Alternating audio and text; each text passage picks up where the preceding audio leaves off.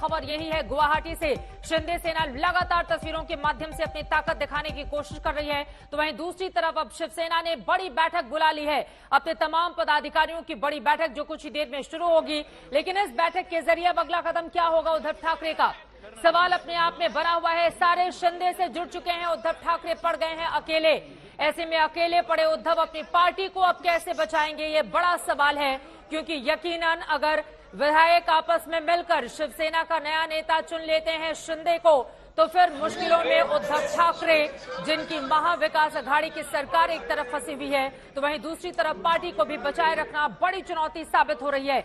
यहां पर अलग अलग तस्वीरों के जरिए आज की पूरी कहानी को समझने की आप कोशिश कीजिए। आपको बता दें कि शिवसेना की ओर से एक तरफ आरोप लगाए जा रहे हैं कि उनके विधायकों को गुवाहाटी में बंधक बना लिया गया है।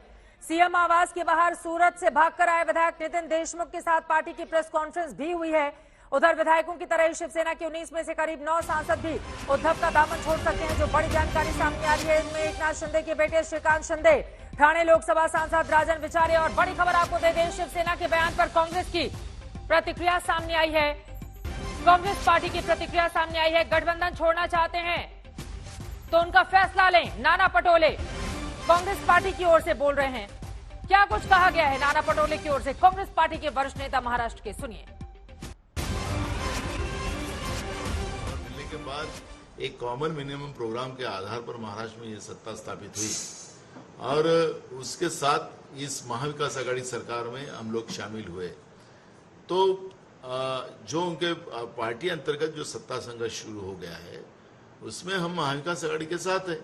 अगर मुख्यमंत्री जी को नहीं रहना और दूसरे किसी उनके पार्टी के किसी को बनाना है तो उनकी सोच है, और हम महाविकास आघाड़ी, हम बीजेपी को सत्ता से रोकने के लिए हम उनके साथ हैं। हमें बहुत सत्ता का लालच है, ऐसा कोई भूमिका नहीं। एनसीपी की तरफ से बयान आया कि ये अब 2.5 साल के बाद इस तरह से क्यों इन्होंने, एकनाथ शिंदे ने ये किया, और ये चीजें आगे जाके क्लियर होंगी, वक्त आने पे क्लियर होंगी, क्या कहना चाहते हैं? देखो, में क्लियर होने का कोई कारण नहीं, ये सब ईडी के वजह से ये खेल चल रहा है। अभी भी 2 मंत्री एनसीपी के जेल में हैं। एक शिवसेना का एक मंत्री को रोज ईडी कार्यालय में बुलाया जा रहा है, और कई आपने देखा होगा कि प्रताप सरनाईक ने खुद मुख्यमंत्री को एक खत लिखा था और उसमें ईडी का डर जो बताया था, उसके परिवार को क्या प्रॉब्लम हो रहे हैं। और ये ईडी का डर बताकर फिर कर्नाटक की सरकार हो, मध्य प्रदेश की सरकार हो, अरुणाचल की सरकार हो, ये सरकार को केंद्रीय यंत्रणा का दुरुपयोग कर केंद्र की बीजेपी सरकार जिस देश की लोकतंत्र को तहस नहस कर रही है, ये बात सामने आती है। और ये जो मामले है कि आपस की लड़ाई, ये कुर्सी की लड़ाई नहीं है, ये ईडी के डर की लड़ाई है। और मुझे लगता है कि इस तरह के लोकतंत्र में इस तरह का सत्ता का दुरुपयोग जो बीजेपी कर रही है, ये बहुत घातक है। आज उनका है, कल किसी का होगा, ये समझ के चलना चाहिए। डेप्यूटी स्पीकर को भी लेटर दिया है एकनाथ शिंदे ने, वो कह रहे हैं कि हम डेप्यूटी स्पीकर के इसको चेक करेंगे, सिग्नेचर बाकी चीजें, क्या फ्लोर टेस्ट होना चाहिए क्या आपके हिसाब से? बिल्कुल होना चाहिए। फ्लोर टेस्ट के लिए क्या, लोकतंत्र में जब भी फ्लोर टेस्ट होता है, जिसका बहुमत हो उसकी सरकारें होती है, कांग्रेस उसके लिए तैयार है।